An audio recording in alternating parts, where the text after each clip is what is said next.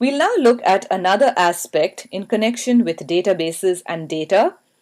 Data that is stored in a database always belongs to or is owned by a user. A user is an individual or an application that needs access to or manages the data in a database. A database is typically accessed by many users. Each user is associated with a username and password. To start accessing a database, you must log in with a valid username and password. Now, the pool of users that can access the database can be divided into different categories, primarily based on their job function.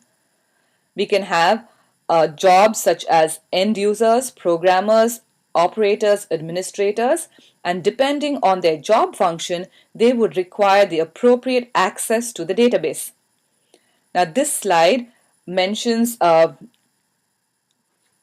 number of different users. Here we have 4 users. 3 of them are what we call as regular users of the database, and one of them is an administrator. Now, the administrator account or the administrator of a database has a username of sys. This user is created always when the database is created. Now, the other regular users of the database are the user HR and Scott. These 2 users are predefined in an Oracle database, and all you really need to do is know what their passwords are, and you should be able to work with these accounts. Now, the fourth account that is mentioned on this slide, or the fourth user mentioned on this slide, is that of MV1. Now, MV1 is a regular user of the database, and the reason that this user's name is mentioned on this slide is because many of the tutorials and hands-on practice exercises on the Oracle Coach website reference this user, and there is a script available on the Oracle Coach website that allows you to create this user within the database. We now look at the definition of the word schema. A schema is associated with a user. Every user has a schema, and a schema is a logical collection of all the objects that belong to a user. Now, if you look at this diagram, here we have a user whose name is HR. Now, this user might have many objects, which are tables, views, triggers, synonyms, indexes, packages, constraints, procedures, functions, and so on. Now, if you logically group all the objects that belong to a user, what you get is a schema. A schema does not physically exist, but is simply a grouping of the objects that belong to a user. Every schema has a name, and the name of the schema is the same as the username. We now look at what is meant by structured query language. Now, we know that a user interacts with a database through the relational database management system. Now, in order to access the database in a relational database management system, the user needs to speak a language which is known as structured query language. This language is a high-level language that is used to interact with an Oracle database.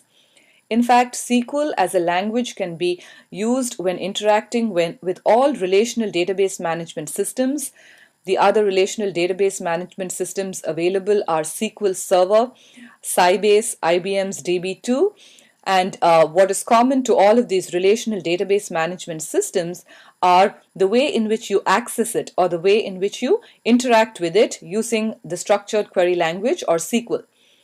Users write SQL statements which are accepted by the relational database management system, which would in turn either respond with some output or would perform an action within the database. Now, SQL has a number of sub-languages. The sub-languages are the data definition language, abbreviated as DDL, data manipulation language, abbreviated as DML, data control language, which is DCL, transaction control language, which is TCL, and the data retrieval language. What you also have on the right side of this table are the different statements that form the language, the sub-language. For instance, the create, alter, and drop SQL statements are all part of the data definition language. They allow you to define an object. The insert, update, and delete statements are all data manipulation language statements. They allow you to manipulate the data inside a table. Grant and revoke are data control language statements. They allow you to grant permissions on objects and actions within the database. Then you have the commit and the rollback statements, which define what you want to do with a transaction. And then you have the select statement that is used to retrieve or query data from a table. Now finally, we'll have a look at the different tools which are available in Oracle. The two commonly used tools are the SQL Star Plus tool and the SQL Developer. SQL Star Plus is a command line tool. It offers a character user interface, which would mean that you would have to type in every single command to get a response from the database. And the SQL Developer tool is a more recent tool provided by Oracle. It's a graphical tool, and many of the tutorials available on the Oracle Coach website make use of SQL Developer. It's increasingly growing in popularity, and it's a good idea to get a little bit of hands-on practice with SQL Developer.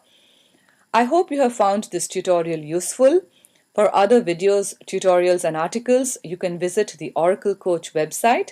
Thank you for your time, and thank you for listening.